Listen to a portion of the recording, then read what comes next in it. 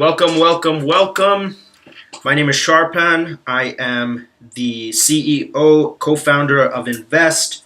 I'm sitting here with one of my operations managers, Mr. Sharath Krishna, and we are making a quick video to highlight what the VSA, the virtual sales agency, will be doing for consumer brands. Now, we have built a suite of software products and augmented that with being able to provide businesses an individual virtual sales assistant, and of course they can scale that up to as many as they need, really allowing businesses to virtualize their marketing and sales processes, systematize them, and still have a lot of human interaction involved with them, as well as some of the most cutting-edge software. So we've gotten a lot of questions as to how the VSA will approach a new business that it is sanctioned to. So we have a very unique approach. We take a lot of pride in the fact that our VSAs sit and really analyze the complexities and nuances of each business that they're serving.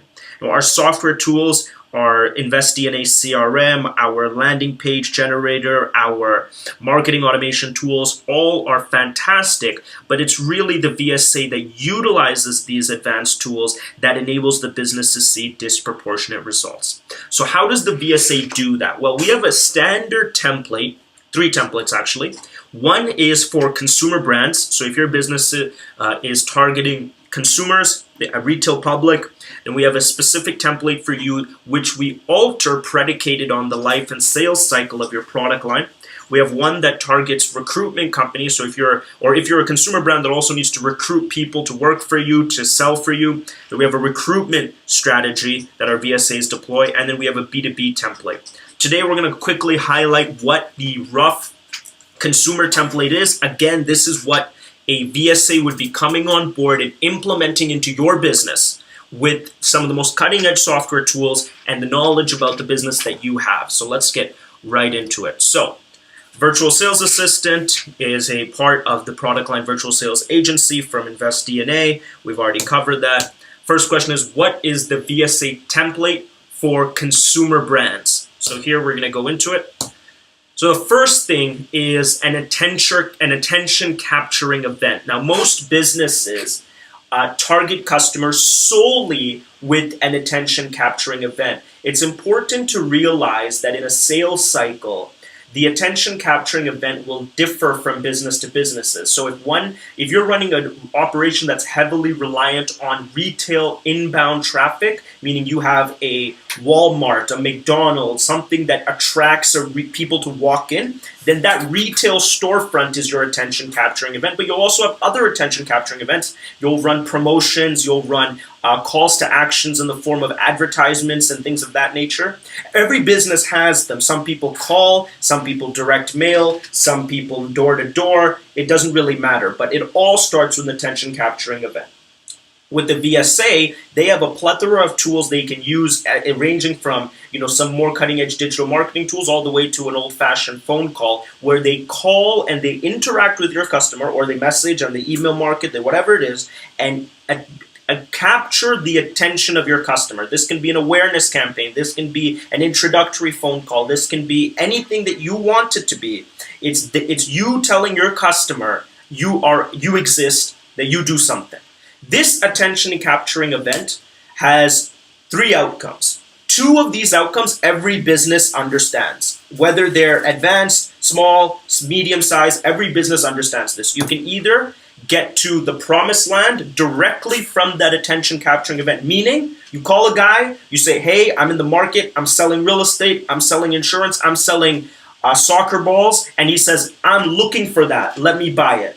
So he gives you a yes on that attention capturing event. Another example, you target someone on YouTube, you say, I'm selling vacations to Aruba. He's like, I was just about to go to Aruba, it looks like a good deal, let me click and buy. That's how you get to the promised land directly from the attention capturing event. Conventional sales statistics would say that about 20% of very well thought out and targeted attention capturing events will convert into a promised land immediately. But really unlikely the smaller of a brand presence you have. So the small, medium businesses don't get anywhere near to that statistic. If you do get there, that means you coincidentally found the customer that's also looking for you. Very rare, but this is what every business hopes to happen. The alternative is you get a DNC, and DNC means do not contact. This means once you execute your attention capturing event, you call the guy. He says, "Hey, I'm Bob. I'm in your market. I'm selling real estate." He says, "I never want to hear from you again." Or if it's an email marketing campaign, he puts you to spam. Or if it's a YouTube marketing campaign, he reports you as intrusive. This is the customer saying, "I don't want it, and I never want it." So you've made the customer angry, which is fine. So these are the real two plays that the average business feels like they do. This right here, this slide right here, as it stands right now, is what the average business does over and over and over and over again, hoping to get enough people into the promised land to the point where they go into the black. What we know is that the reason businesses do that is because they cannot afford the very expensive marketing and sales infrastructure that would allow them to repopulate that lead into a conducive cycle. That's what we're going to talk about today, and that is exactly what your VSA does for you. If you're a business owner, I cannot express to you how much money you've left on the table by not doing this already.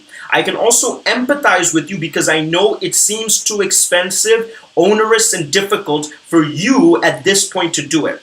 This is exactly where we come in. There's nothing worse than diverting the founder or the management team's attention, and that is why we do that for you. We do that with the human element. It's like you have your own sales agency, your own marketing agency. So apart from these two events, again, remember when we said about 20% of people, let's say they say yes, another 20% of people will say never call me again, never talk to me again. That leaves about 60% of the populace or your target audience that don't fall into either of those categories. What do you do with them is the point of this process. So the thing that we do, our template, is either we get them to the promised land on that initial attention capturing event, we get them to a DNC, or more likely than not, most customers go into what we call a presentation. Now, a presentation would be something like the attention capturing event engages your interest.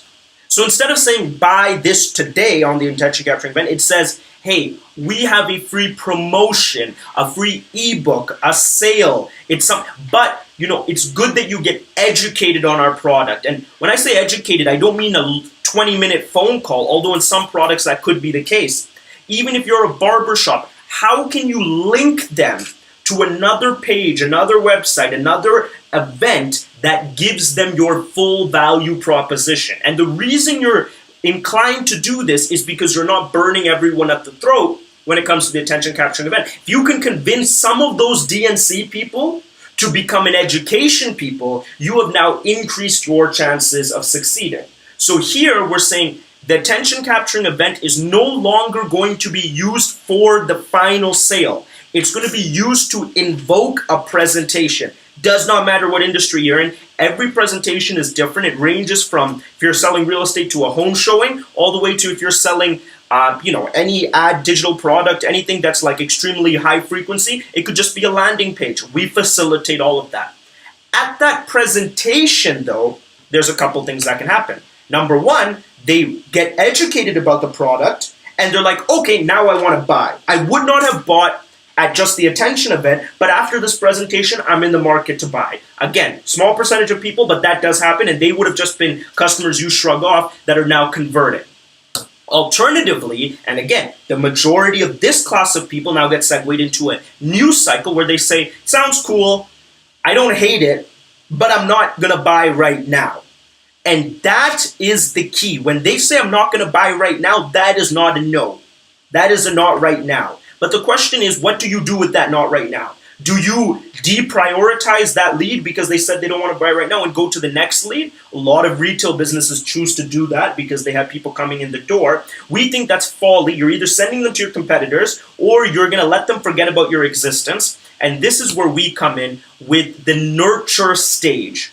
Once someone says not right now, or call me back in a couple months, or they're on your landing page and they leave it, but they've already given you their email, this is where you have to begin nurturing that lead. And the nurturing stage really depends on how, the length of the nurturing stage depends on how long the product requires to be acclimated into the person's conscious. So if you're selling something like a very large product, a heavy product like a sofa, a house, something that requires a lot of decision making, it'll be a longer nurturing phase. If you're selling something really quick, like a quick digital product, then it could be much shorter. It's up to the company, but typically it depends on the difficulty of the product you're selling. But the activities that you're supposed to do as a company during this stage never change. The strategies do, but the activities do not. Number one, email marketing. Everyone hates it. It's still a hygiene factor. If you're not running cohesive email marketing campaigns, you are leaving out people. People think that it is too much time, it takes too much time, it takes too much money. That is all true. That is why we're here to augment that. Email marketing with curated content, because you have information, because you capture them through the Invest DNA and the landing pages, and now you're going to target them. Until they put you in spam, they are a prospect. Number two, and this is what, this is now getting into a little bit more newer stuff, the community engagement chats. A lot of the tech companies choose to do this. Create forums where your customers can talk about your product, where your prospective customers can get involved, add value so they get involved. So a great example of this is if you're selling, let's say, something really infrastructure heavy, like let's say you're selling sofas. Get into the habit of creating a Telegram group or a WhatsApp group or a Facebook page that doesn't sell sofas. It actually talks about the best ways to beef up your home if you're a new homeowner. And the reason that's important is because that you're providing value. You're giving them something other than your product where they can become used to that expertise. And then think about the people you're attracting. You're attracting people that are looking to improve their home. You sell a product that can potentially improve their home. If they trust your company to give them that advice, where do you think they're going to go when they want to purchase a sofa? So that is community engagement groups. There's nothing more powerful than a WhatsApp message, a Telegram message. These are hard-coded notifications in someone's phone. They will hear about it. And the third thing is social media marketing. Get targeted content at these people. Facebook, Twitter, Instagram, LinkedIn, Pinterest, whatever your medium is. Facebook and Instagram are really still the kingpins. How are you targeting people? How are you providing content? This has to happen. And then fourth is if you're in a business that's geographically centered, meaning that you have a store in one city, in one town, direct mail still works, billboards still work, traditional mediums still work. It's between you and the VSA to how much money, how much time you're allocating to each of these things. The first three things are very capital light. They just require time you don't have as an entrepreneur. That is why the VSA takes care of it. They're trained in this stuff. They have an entire digital marketing agency behind them. They have the top of the line software tools. They know how to do it. We will put out case studies of companies we've done this with that will allow you to see how lethal this nurturing stage can be. So once you've nurtured them, the next step is another attention capturing event. You call someone or you direct email someone in the first attention capturing event. They say, you push them to a presentation. After that presentation, whatever that presentation, it could be a phone call, a video call, a meeting, another landing page. They're not ready to buy now. You nurture them for 3 months, 2 months, 1 week, 2 years, depending on how the cycle is. You hit them with another attention capturing event, whether that's a promotion. Hey, we're giving 50% off. Hey, there's going to be a big sale this Saturday. Hey, XYZ, you hit them with another call. Your VSA does it, or you do it, or you send another, just something to get a call to action. After you've marinated them with this nurturing, after they've been reminded of your expertise, and hopefully after you've added value, this then turns into another presentation. Let them come in the store. Let them come on your website. Let them get on that call. This is the second time they're doing it. They have another reason. You've given them another attention capturing event. At this point, what can happen? They can go to the promised land, or, this is the beautiful part, you reset and run them through the nurturing process because they're still not ready to buy. But guess what? They are not a burned lead yet. And this process of bringing people back through and keeping them in your loop until you buy is pivotal to top line growth.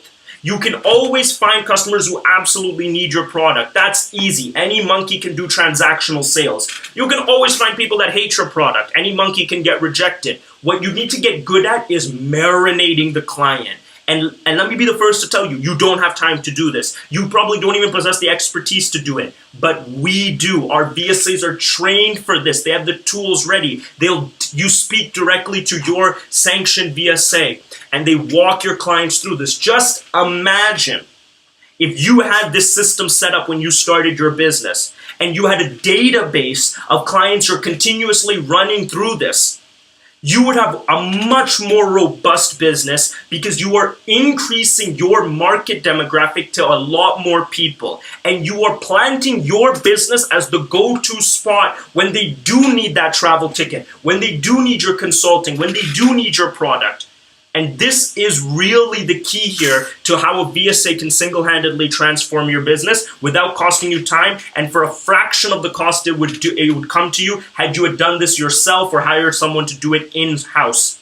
It's a remarkable process. We're beyond excited for it, and this is just to acquire the sale until the sale is acquired.